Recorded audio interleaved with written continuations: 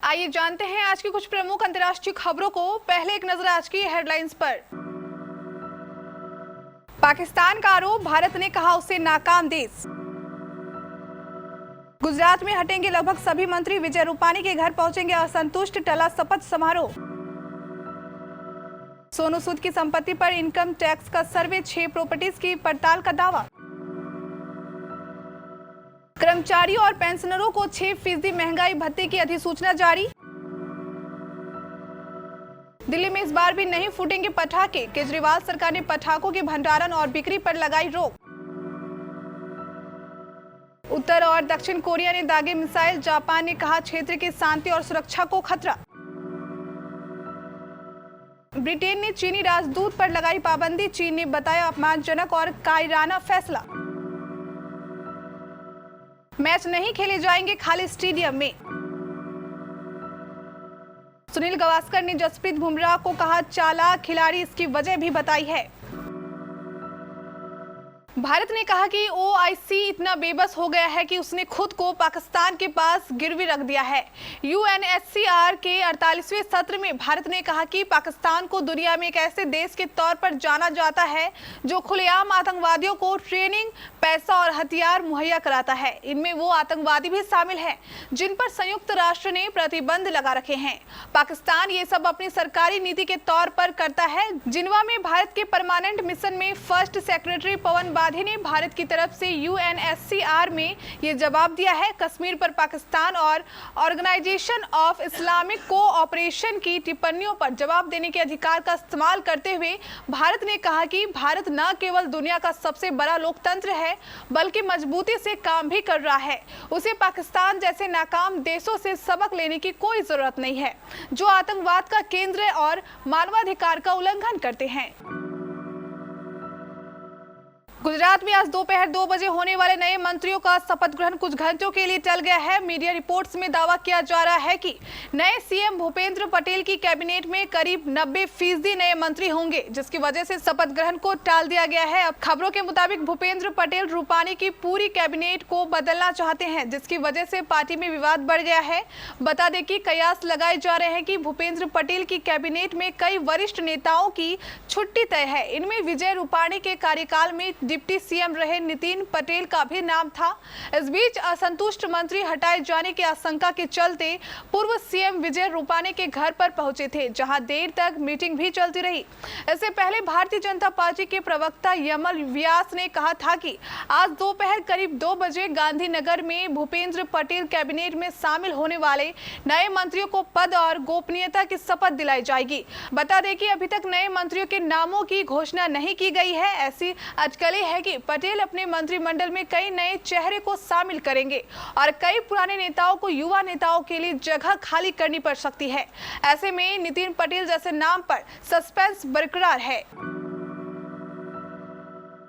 बॉलीवुड अभिनेता सोनू सूद को कोरोना के दौर में जरूरतमंदों के मसीहा के तौर पर मशहूर हुए थे, जिसके बाद बीते दिनों ही वे दिल्ली सरकार के मेंटरशिप प्रोग्राम से जुड़ने को लेकर सुर्खियों में रहे थे, जो स्कूल के बच्चों के लिए खास तौर पर चलाए जाने वाला कार्यक्रम है। वहीं अब मीडिया रिपोर्ट्स की माने तो इस प्रोग्राम से जुड़ने के कुछ दिनों बाद हाल ही में सोनू सूद की संपत्ति पर आयकर विभाग सर्वे करने पहुंच गया है। सोनू सूद बीते काफी दिनों से राजनीति में आने की रिपोर्ट्स को लेकर सुर्खियों में है। हालांकि एक्टर ने काफी पहले ये साफ कर दिया है कि उन्हें पॉलिटिकल में उतरने को लेकर कोई दिलचस्पी नहीं है। इस बीच उनकी संपत्तियों पर आयकर विभाग के सर्वे की खबरें आ रही हैं। एक मीडिया रिपोर्ट की माने तो सोनू सूद की 6 प्रॉपर्टीज पर सर्वे किया जा रहा है।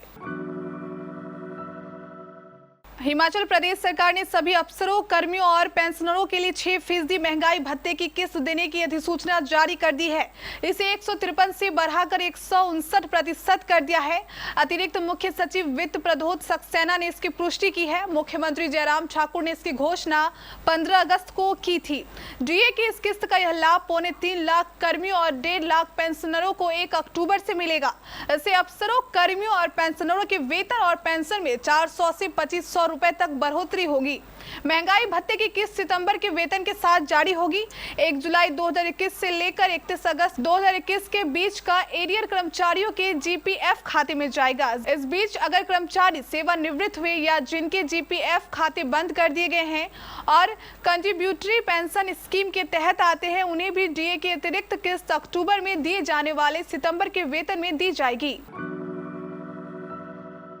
दिल्ली सरकार ने राजधानी में सर्दियों के मौसम में बढ़ते प्रदूषण पर काबू करने के उपायों के तहत इस बार भी दिवाली पर हर तरह के पटाखों के भंडारण, बिक्री एवं उपयोग पर पूरी तरह से रोक लगा दी है। दिल्ली में हर साल दीपावली के दौरान प्रदूषण खतरनाक स्तर तक पहुंच जाता है। मुख्यमंत्री अरविंद केजरीवाल बुधवार को ट्वीट कर बताया कि पिछले 3 साल से दिवाली के समय दिल्ली के प्रदूषण की खतरनाक स्थिति को देखते हुए पिछले साल की तरह इस बार भी हर प्रकार के पटाखों के भंडारण, बिक्री एवं उपयोग पर पूर्ण प्रतिबंध लगाया जा रहा है, जिससे लोगों की जिंदगी बचाई जा सके। दूसरे ट्वीट में केजरीवाल ने कहा कि पिछले साल व्यापारियों द्वारा पटाखों के भंडारण के पश्चात प्रदूषण की गंभीरता को देखते हुए देर से पूर्ण प्रतिबंध लगाया गया था, जिससे व्यापारियों को काफी नुकसान हुआ था। सभी व्यापारियों से अपील की है कि इस बार पूर्ण प्रतिबंध को देखते हुए किसी भी तरह के पटाखों का भंडारण न करें। उत्तर कोरिया की किम जोंग उन सरकार ने यूनाइटेड नेशंस के प्रस्ताव को धत्ता बताते हुए समुद्र में 2 बैलिस्टिक मिसाइलें दागी है। उत्तर कोरिया के मिसाइल दागने के बाद क्षेत्र का माहौल गर्मा गया है। उत्तर कोरिया द्वारा 2 बैलिस्टिक मिसाइल दागे जाने के कुछ घंटों बाद दक्षिण कोरिया ने अपना पहला पानी के भीतर प्रक्षेपित मिसाइल का परीक्षण किया है।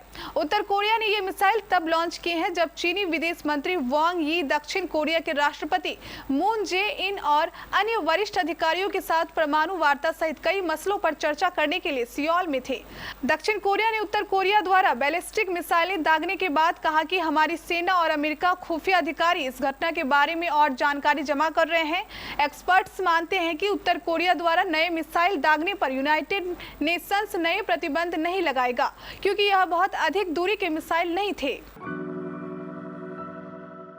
चीनी सरकार के अखबार ग्लोबल टाइम्स के मुताबिक चीन के विदेश मंत्री में कहा गया है कि उन्होंने ब्रिटेन से ये गलत फैसला तुरंत वापस लेने और कुछ सांसदों की भाषा और कार्यों को लेकर संयम बरतने के लिए कहा गया है।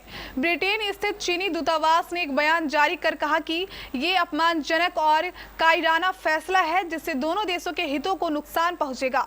चीन ने मार्च में 7 ब्रिटिश सांसदों पर यात्रा प्रतिबंध लगाए थे और उनकी संपत्ति जब्त कर ली थी। चीन का कहना था कि ये सांसद विगर मुसलमानों के साथ बर्ताव को लेकर झूठ और दुष्प्रचार फैला रहे हैं। इसी कारण से बुधवार को ब्रिटेन में चीनी राजदूत को ब्रिटिश संसद में कार्यक्रम में बोलने से रोक दिया गया। इस कार्यक्रम की मेजबानी में ब्रिटेन के कई दलों के सांसद शामिल थे। इंडियन प्रीमियर लीग 2021 के दूसरे फेज के मैच खाली स्टेडियम में नहीं खेले जाएंगे। 19 सितंबर को दुबई इंटरनेशनल स्टेडियम में मुंबई इंडियंस और चेन्नई सुपर किंग्स के बीच होने वाले फेज 2 के दूसरे मैच को देखने के लिए फैंस स्टेडियम में आ सकेंगे। आईपीएल 2021 का पहला फेज खाली स्टेडियम में खेला गया था। आईपीएल के आधिकारिक ट्विटर हैंडल से यह खबर शेयर की गई थी। 2020 आईपीएल यूनाइटेड अरब अमीरात में खेला गया था और तब से यह खाली स्टेडियम में ही खेला गया था। आईपीएल 2021 का पहला फेज भारत में खेला गया था और तब भी मैच खाली स्टेडियम में कराए गए थे। 2019 आईपीएल के बाद यह पहला मौका होगा जब फैंस स्टेडियम में जाकर मैच का लुत्फ उठा पाएंगे। आईपीएल की साइट पर टिकट बुकिंग को लेकर सारी डिटेल शेयर कर दी गई है। आईपीएल के मुताबिक 16 सितंबर से फैंस टिकट बुक करा सकते हैं।